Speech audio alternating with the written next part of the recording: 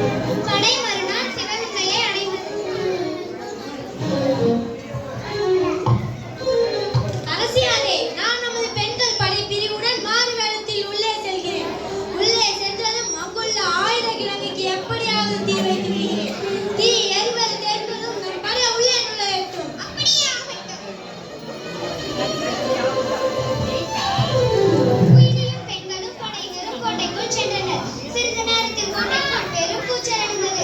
உள்ளே உயரமாக தீ எறிவது தெரிந்தது. நமது படை உள்ளே நுழையட்டும்.